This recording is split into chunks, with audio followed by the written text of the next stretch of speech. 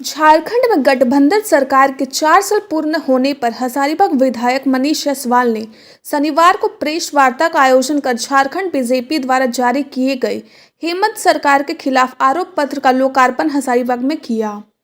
विधायक मनीष जायसवाल ने कहा कि फाइल फोल्डर बॉस की सरकार के 4 साल पूरे हो गए। इस दौरान गठबंधन मालामाल रही और झारखंड बदहाल रहा। 23 साल में 4764 दिनों तक बीजेपी ने शासन किया, वहीं 10 साल यानी 3625 दिनों तक यूपीए गठबंधन ने शासन किया। वर्तमान राज्य सरकार अपने चुनावी वादे पर पूरी तरह विफल रही। उन्होंने जनता से किए वादों को अब तक नहीं निभाया। ये सरकार वोट बैंक की तुष्टीकरण और सरकार के नुमाइंदे सिर्फ अपने झोली भरने में मस्त है। इस सरकार के कार्यकाल में उग्रवादी फिर सक्रिय हो गए। सरकार महिला, किसान, युवा, व्यवसायी विरोधी है। ट्रांसफर पोस्टिंग का उद्योग चल रहा है और अधिकारी पूरी तरह मनमानी कर रहे हैं। लॉ एंड ऑर्डर ध्वस्त है और जनता त्रस्त है। विधायक मनीष जायसवाल ने हेमंत सरकार पर जोरदार प्रहार करते हुए कहा कि झारखंड में अपार साधन के बाद भी अयोग्य हेमंत सरकार ने झारखंडियों के सपने को चकनाचूर कर दिया। हेमंत सरकार ने युवा, महिला, आदिवासी, दलित, पिछड़ा, किसान आदि सहित अन्य वर्गों को किए गए अपने वादे पर सिर्फ मुंगेरी लाल का हसीन सपना ही दिखाया। हजारीबाग ब्यूरो प्रदीप पाठक की रिपोर्ट। भारतीय जनता पार्टी ने ये आरोप पत्र दायर किया है। लोग जब अपना कार्यकाल पूरा करते हैं तो अपना बताते हैं कि 4 साल हो गया, 3 साल हो गया।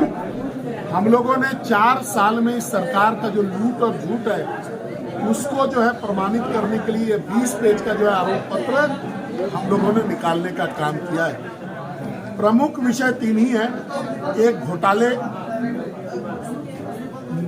आपको देखिएगा, वस्त्र का घोटाला, बालू का घोटाला, कोयला का घोटाला, पत्थर का घोटाला, माइंस एंड मिनरल्स पर टोटल घोटाला ही घोटाला, जिसमें मुख्यमंत्री के विधायक प्रतिनिधि भी फंसे हुए हैं। मुख्यमंत्री जी पर भी समन पर समन आ रहा है पर वो जा नहीं रहे।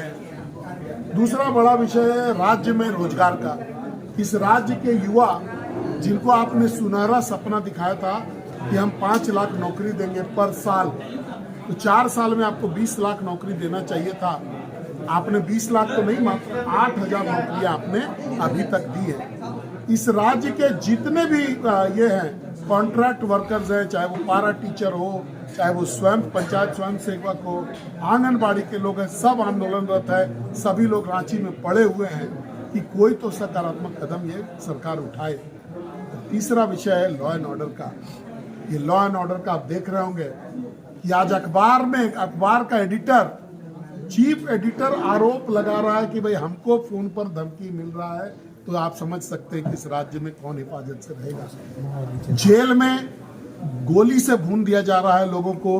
हजारीबाग में बच्चा चोरी हो रहा है। आप घर अगर अपना बंद करके चले जाते हैं एक दिन के लिए और लाइट अगर आपका बुझा हुआ रहता है एक रात, तो उस घर में चोरी होना निश्चित है। ये लॉ एंड ऑर्डर की समस्या आज के दिन में उत्पन्न हो गई है। तो मैं आपके माध्यम से सरकार पे आरोप लगा रहा हूं कि आपकी जो 4 साल आपने बिताए हैं ये बिल्कुल लूट और झूठ का 4 वर्ष है। और अगले साल जब चुनाव होगा तो इस राज्य की जनता आपको माकूल जवाब देने का काम करेगी। सरकार के 4 साल को विधायक मनीष जायसवाल एक शब्द में क्या कहेंगे? लूट और झूठ। अबुआ आवास के बारे में कुछ बोले थे आप? देखिए, ये अबुआ आवास नहीं है, ये बबुआ बनाने का आवास है। ये लाया गया है इसलिए ताकि ब्लॉक के कर्मी जो है वो गरीब लोगों से जो है पैसा वसूल सके। अभी हमारे पास शिकायतें आ रही हैं कि हम लोग आवेदन देने गए, ये कोई अभी इनका स्कीम चल रहा है, आपकी सरकार आपके द्वार। पिछला बार 50-50 हजार आवेदन आया था, उस पर कोई कार्रवाई नहीं हुआ। उस कागज आज भी पड़ा हुआ है और पुनः वही योजना को फिर ये लोग लेकर के आने का काम किए। जब उस योजना के समय में जब लोग गए, इस अबुआ बबुआ जो भी आप बोलिए उसको, इस आवास के बारे में, तो ब्लॉक के कर्मियों ने बोला कि 25,000 दो, तुम्हारा रजिस्ट्रेशन कर देते, तुम्हारा आ जाएगा। ये सरकार के पास पैसा कहां से आया? मैं तो विधानसभा में था, मात्र 1000 करोड़ का बजट इन्होंने पारित किया है इस आवास के लिए, जिसमें अगर 2 लाख एक व्यक्ति को देंगे तो मात्र 50,000 आवास बन सकेगा। इस राज्य में 4402 पंचायत हैं, इस हिसाब से एक पंचायत में 11 आवास बनेगा, जो बजटरी प्रोविजन इन्होंने किया है। तो एक पंचायत में अगर 11 आवास बनेगा, जहां की एकक में डिमांड 400 और 500 का है, तो आप समझ सकते हैं कि कितने सालों में इन आवासों को पूरा किया जा सकेगा। हेमंत सोरेन जी पहले 532 दिन और अभी 1460 दिन, और अभी उनका 1 साल का कार्यकाल जो है बचा हुआ है। इसके बाद कांग्रेस के शासन में जो आपको ये लगा, राष्ट्रपति शासन लगा, पहली बार 345 दिन, दूसरी बार 99 दिन और तीसरी बार 173 दिन। ये तीनों जब कांग्रेस का शासन था, यूपीए का शासन था देश में, उसी समय लगा राष्ट्रपति शासन। तो इसका भी जो है श्रेय, इसमें भी गवर्नेंस का श्रेय इन्हीं लोगों को जाता है।